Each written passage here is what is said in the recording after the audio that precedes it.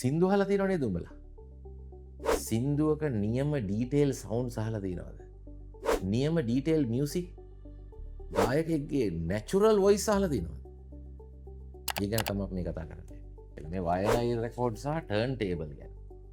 මේක ඇත්තටම හරි ලස්සන ක්ලාසික් මේ සින්දු අහන ඩිවයිස් එකක්.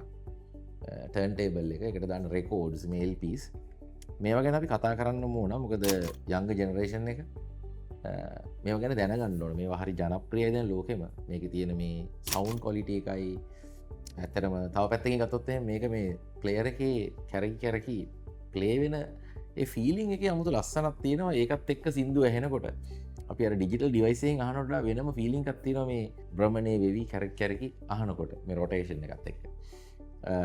මේකේ මෙච්චර ඇයි අදටත් මේක දශක ගණනාවක් තිස්සේ අදටත් නිෂ්පාදනය කරන්න කියන එක ගැන අපි කතා කරොත් මේකේ ගබඩා වෙන්නේ පියෝ ඇනලොග් සවුන්ඩ්ස්.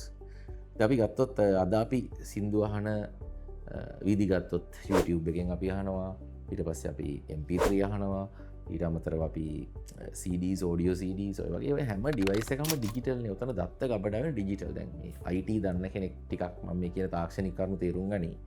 දැන් අපි මයික්‍රොෆෝන් එකකට ගායකයෙක් කතා කරද්දී හැදෙන්නේ පියෝ ඇනලොග් වේව් එකක්.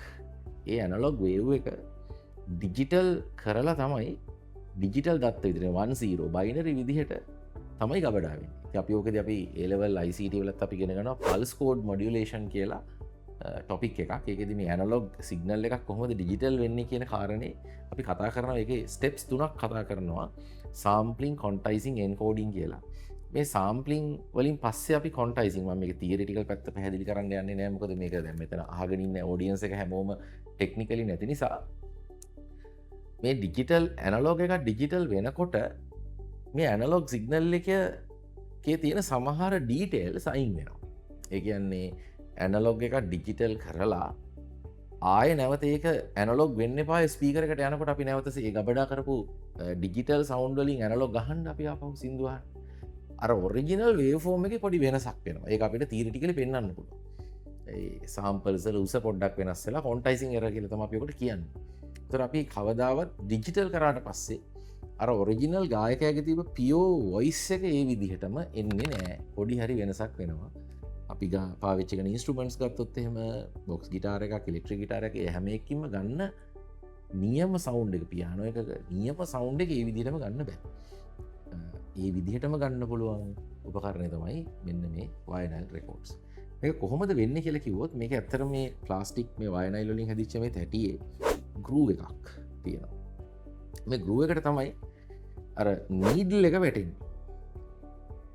ඒ නීඩල් එක මේ ගෲව් එකට වැටුණාම මේ ගෲව් එකේ දෙපැත්තේ කට්ට කපලා තියෙන්නේ.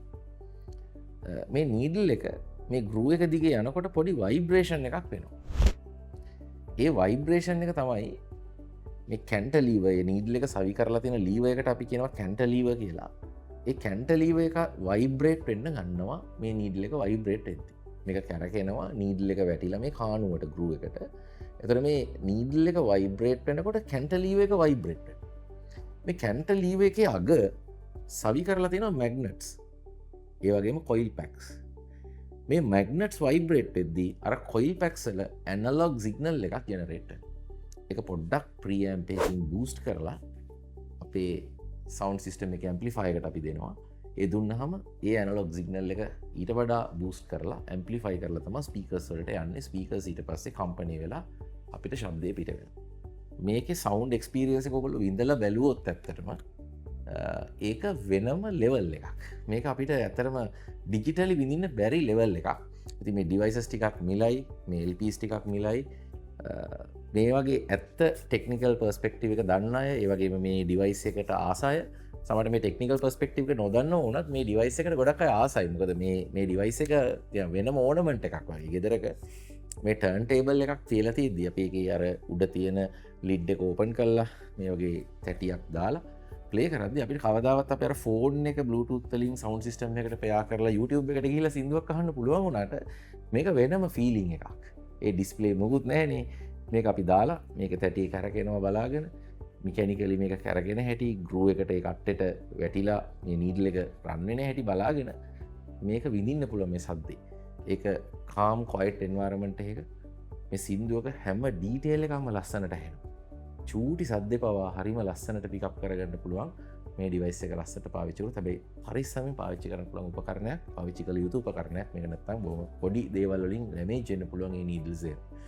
ඉතින් මේක විඳලා බලන්න ඕන උපකරණයක් කියලා මම හිතනවා යංග ජෙනරේෂන් එකට LP සරන් මේ වගේ එකක් ජීවිතේ කවදා හෝ දවසක තමන් ගෙදර ලස්සනට මේ වගේ උපකරණයක් පාවිච්චි කරලා බලන්න.